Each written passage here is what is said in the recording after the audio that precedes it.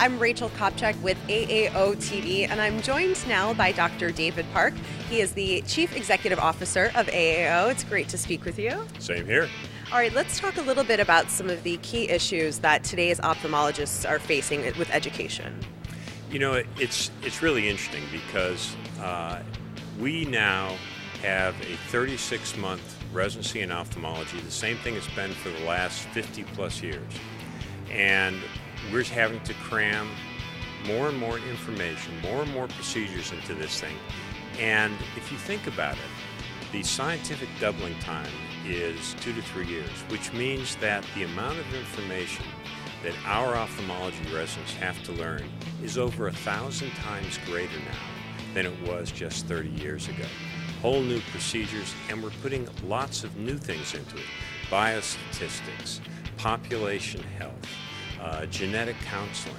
And so what we're doing with a lot of other partners, the Association of University Professors of Ophthalmology, with the American Board of Ophthalmology, with those that accredit residency programs, is to comprehensively and very critically re-examine what does the ophthalmologist of 2020 or 2025 really need to be able to do. So we are, for the first time really in over 30 years, taking a deep dive into how do you make the ophthalmologist of the future. That's one of the really big things we're looking at right now. What are some of the ways that you're reaching towards achieving that? Well, one of the things we're doing is we've done a lot of work already with background groups. The Academy Board met in this strategic session last June. We're having a big meeting with all the program directors, all the major department chairs, again, these other stakeholder groups in January. Out of this is going to come a white paper.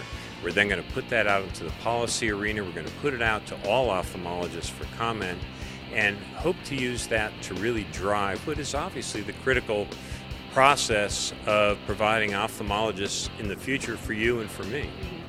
And what is another one of the issues that we're facing with education today?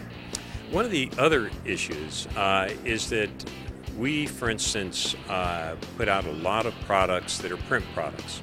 The basic and clinical science course, focal points, but today's particularly younger ophthalmologists don't do literature searches at night. What do?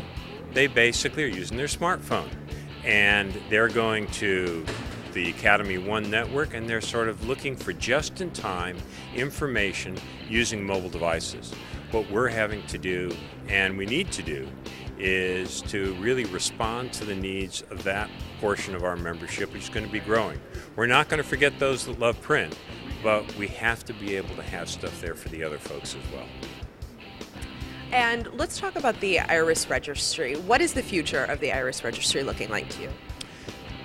The Iris Registry, which again is a way of putting clinical data directly from an EMR in the middle of the night, no work for the ophthalmologist, into this registry, is that I think it's going to be the most transformative thing the Academy has done in many decades. And the reason is that it's, although first of all a quality of care tool, it's going to allow ophthalmologists to actually know what they're doing for the first time. I can tell you as a retina surgeon, well, gee, I think I know what my endophthalmitis rate is, but I probably don't. I can say, well, I think I know what my typical patient 90 days or 6 months after scleral buckle surgery is seeing. I really don't, because I don't have the data. And if I really want to do the deep dive, what happens for those who are male under age 45 as opposed to those over 65 in response to a particular intervention?